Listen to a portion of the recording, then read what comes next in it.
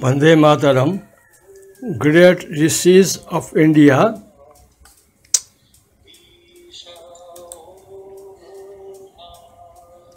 Vande Mataram, great rishis of India, colonialisms of 19th century resulted in lasting encounters between the East and the West.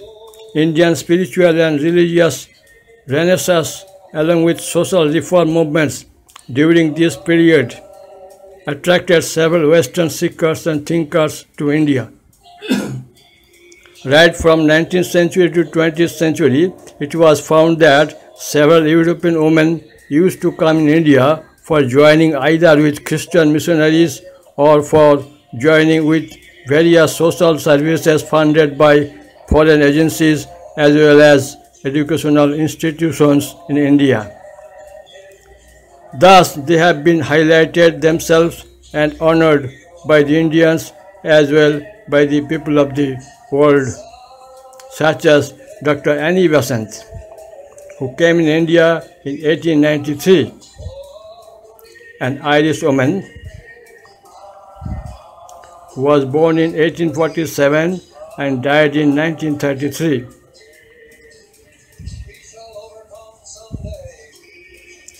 Once she was president of Indian National Congress also, and struggled and fought for India against British Raj. She was the president of Theosophical Society in India also. Dr. Annie Besant.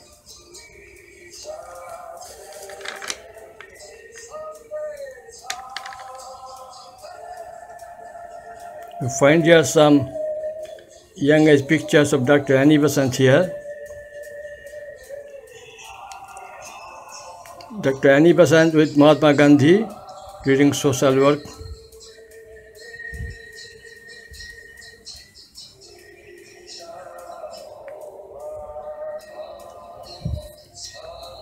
Dr. Annie Besant, President of the Theosophical Society and founder of the Theosophical Order.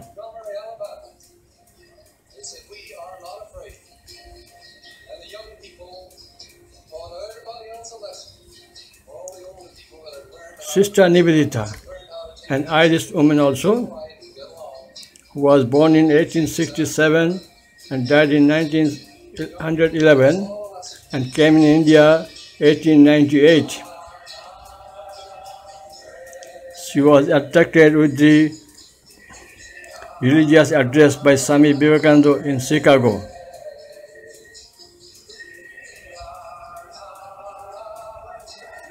Her original name was Margaret Elizabeth Noble.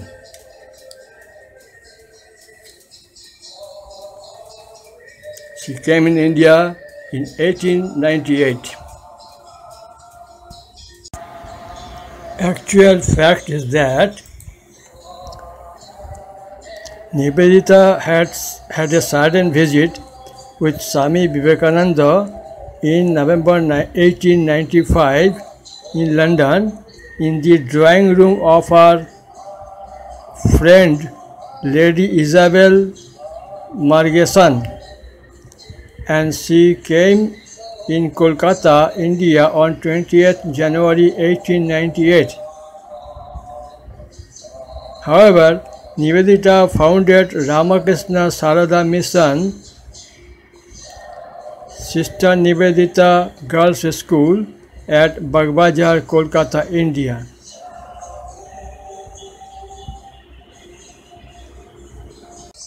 After that, Mira Alfassa, original name is Blanche Rachel Mira Alfassa, from France, came in India at first in 1914 and then 1920. She was born in 1878 and died in 1973, and joined hands with Sri Aurobindo Ashram project in Pondicherry. She visited Sri Rabindranath Tagore in Japan.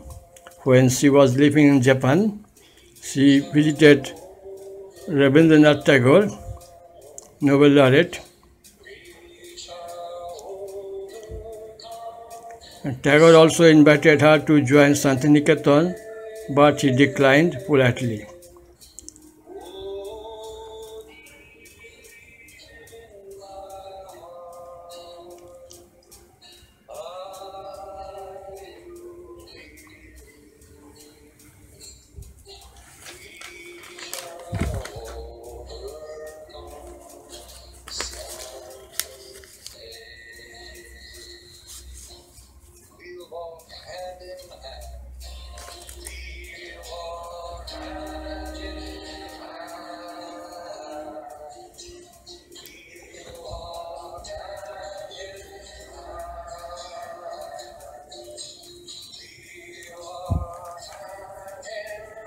Mira Alfassa with Indira Gandhi.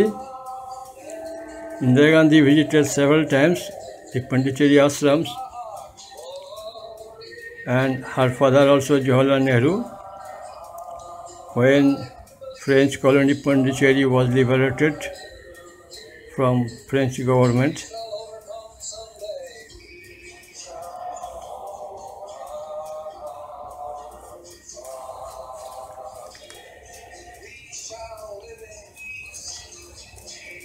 Mother Mira Alfassa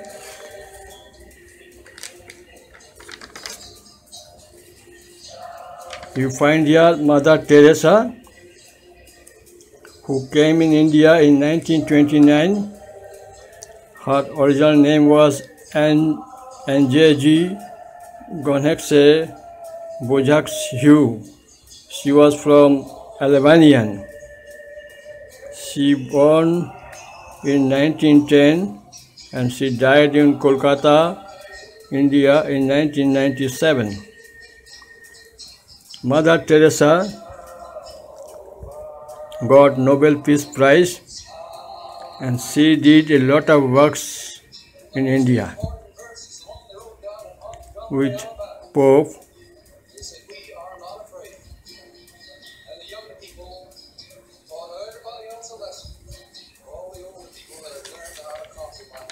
Unforgettable achievements of Mother Teresa in Kolkata and elsewhere.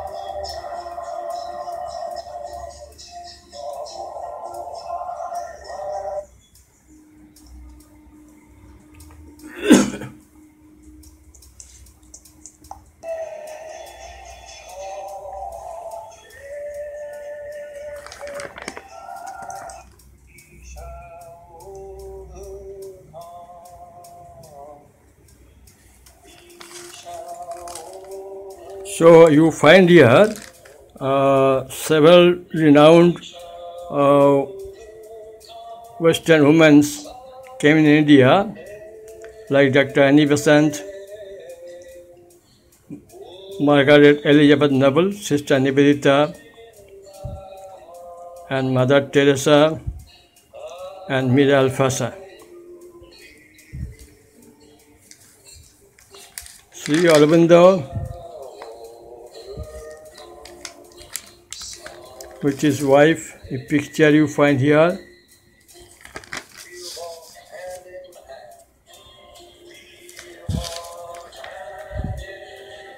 Sri Aurobindo wrote many books. One of his main prose, The Life Divine, in 1939, and marvelous poem Savitri. However, ultimately in 1926, Sri Aurobindo founded his ashram for the community of spiritual seekers and integral yoga for a new and better human beings who would be dominated by the divine qualities and not by animal tendencies. Rabindranath Tagore visited Aurobindo on 29th May 1928, and Tagore said to Aurobindo, "You have the word and we are waiting to accept it from you. India will speak through you, through your voice to the world."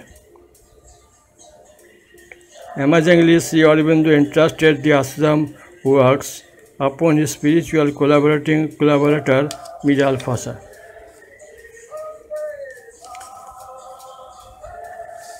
Here you find picture of Mrinalini, his wife, who spent deserted life of about more than 10 years after having married with Sri Aurobindo. On 30th April 1901. During the turbulent time of British Raj in India, among others freedom fighters, Aurobindo was also involved, so he could not give much time to his wife because of changing of his places frequently. However, this is the tragic saga of Mrinalini's life, that practically she spent fully 10 years in exile without her husband, Aurobindo.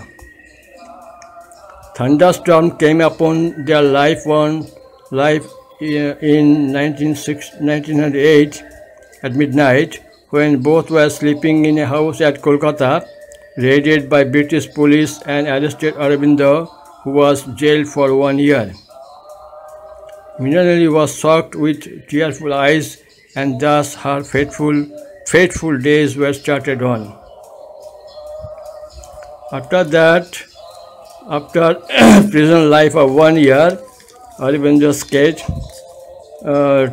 to have further arrest. He escaped to French colony nearby Kolkata is Chandanagar, and from Chandanagar he escaped to Pondicherry, where also British spies were looking for him, but anyhow he escaped. And in the meantime, Mira Alfassa joined hands with Aurobindo, and his brother was foreign ministry in the French government. So his brother actually saved Aurobindo for further arrest from British government, and thus Sri Aurobindo depended on Mira Alfassa fully to stay in Pondicherry. So both of them started the ashram project, and afterwards Mira Alfassa was entrusted to run the ashram.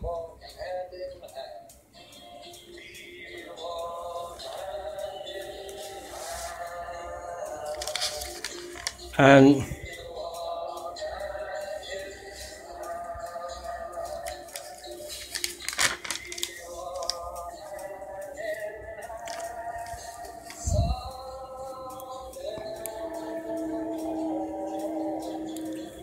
unfortunately, when Mrinalini received a letter from Sri Aurobindo and a phone call also to join with his ashram project at Pondicherry in the end of 1918, but ill-fated Mrinalini could not reach to Sri Aurobindo at Pondicherry due to her pandemic influenza.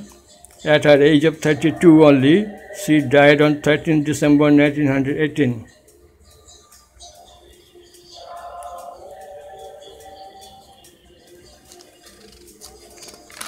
This is the Samadhi Sthal of Sri Aurobindo, who died on 5th December 1950.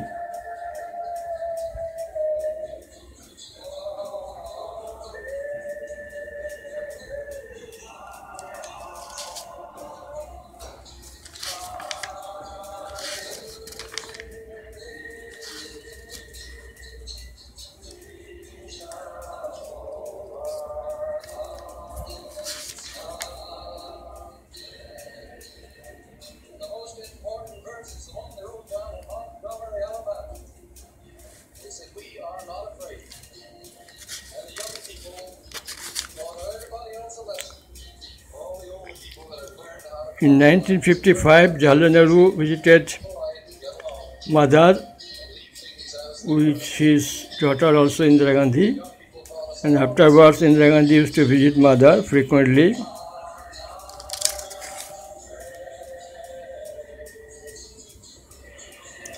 Auroville was founded in 1968 by Mira Alfassa and designed by architect Roger Anger in Villupuram, district of Tamil Nadu, as an experimental township for a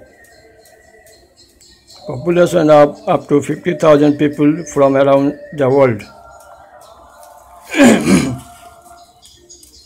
However, many more questions arise from many quarters. Many more questions arise from the Bengali community as well as from ex-freedom fighters of India that whereas Mrinalini, wife of Sri Aurobindo, who died on 17 December 1918 in Kolkata before departure to Pondicherry,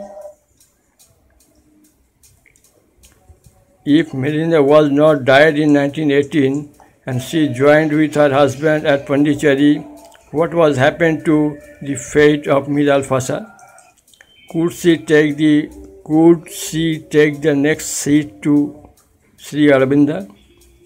If Sri Aurobindo really loved her sacrificed wife Mrinalini, why not he arranged to bring her dead body from Kolkata to Pondicherry and made a memorial samadhi? Even why not Sri Aurobindo made a memorial without dead body of her wife Mrinalini during his lifetime? Who prevented him doing so? After R.I.P of Sri Aurobindo and Mira Alfassa in 1973, why not Aurobindo Ashram Trust made a memorial on Mrinalini Devi and published some books upon her sacrificing life with Sri Aurobindo during turbulent periods of Indian freedom struggle? Who would answer, please?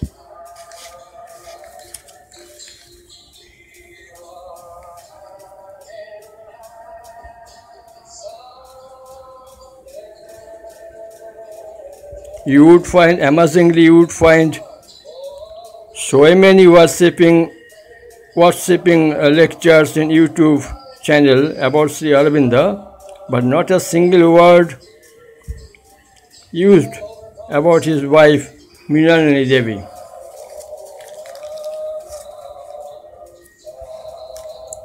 Did Mira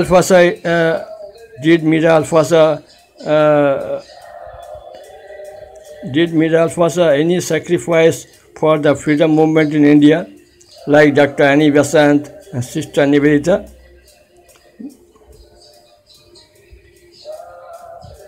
Do you find any photo of Swami Vivekananda with Nivedita closely sitting, and Nivedita was called Mother Nivedita? Last question is that what's the use of Auroville for the Tamilians as well for the Indians?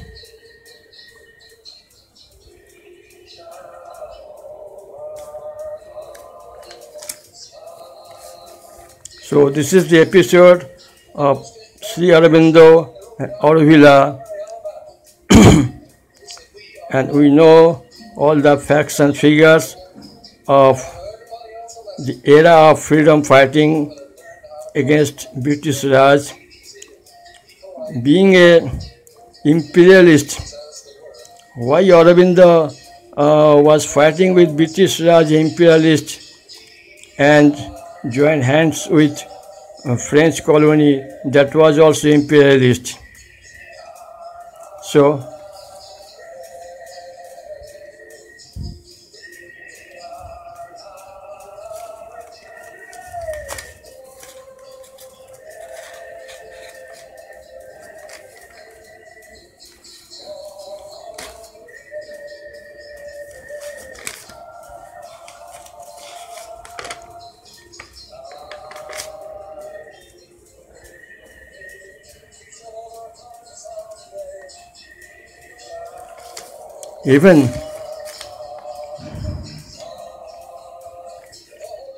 When World War II had broken out, Mira, Alfassa and Aurovinde both joined their hands to support the Allied forces and publicly declared their donations to the Viceroy's fund, which was much to the surprise of Indians.